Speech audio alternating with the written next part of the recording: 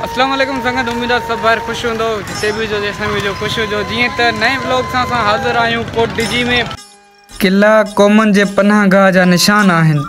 सिंध जी ॻाल्हि कजे त सिंध में केतिरा ई किला आहिनि ऐं सिंध हमेशह ॿाहिरें धारियुनि क़ौमनि जो निशानो बणी आहे। तारीख़ में जाती पाइण सां ख़बर पवे थी त सिंधी क़ौम हिकु क़ौम जी हैसियत सां पंहिंजे दिफ़ा जा जतन हर ज़माने में कंदी पई आई आहे। इन करे सिंध में मुख़्तलिफ़ इलाइक़नि में मौजूदु किला सिंधियुनि तरफ़ां ॿाहिरें हमलावरनि खां संदन बचाव लाइ कयल जिदोजहद जी निशानी आहिनि।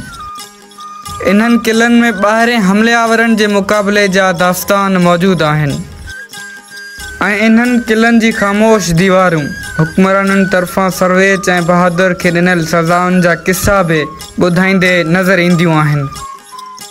इन्हनि किलनि मां कोट डिजी किलो बि शामिल आहे। कोट डिजी जो किलो खैरपुर मीरस शहर खां 15 किलोमीटर जे मुफ़ासिले ते आहे।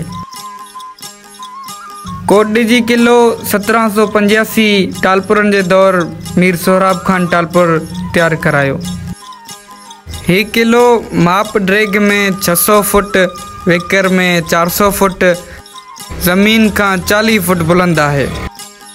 किले में दाख़िल थियण वारी शाही दरवाज़े में वॾियूं वॾियूं चुंबदार किलियूं लॻल आहिनि त जेकॾहिं को हमिलो कंदड़ काह करे अचे त उन्हनि किलनि सां टकराइजी ज़ख़्मी थी पवे ऐं उन लाइ अॻिते वधणु ॾुखियो थी पवे। हिन किले में शाही दर खां सवाइ ॿ ॿिया दरवाज़ा बि आहिनि। जीअं जीअं अव्हां हिन किले में अॻियां वधंदा वेंदा तीअं तीअं हिन किले जी ऊचाई वधणु लॻे थी ऐं मुख़्तलिफ़ ॾाकणूं जेल जूं काल कोठड़ियूं पिणु नज़र ईंदियूं। माग ॿिनि हिसनि में विरहायल आहे, हिकु कोट ॿियो हेठियां शहर। बुनियाद जी वेकर 5 फुट ताईं आहे, जंहिंजी सिरुनि सां उसारी थियल अथसि। हीउ कोट सॼे बरे सग़ीर में झूनो कोट आहे ऐं हितां जा माण्हू ॾाढा मुहबती आहिनि। सिंध सोन आहे, सिंध हिकु तारीख़ आहे, सिंध वतन आहे।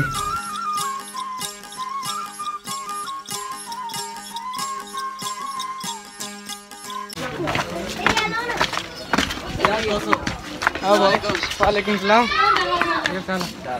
खैर दुआ बाबू दो।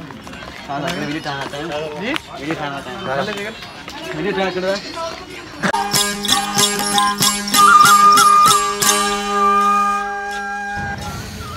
जी तो दोस्तों व्लॉग के क्यों इतने ही ख़त्म। मोबाइल भी डाउन थी, पावर बैंक भी डाउन थी एंड बस हाणे सफ़ा हाल हीणा थी आहे।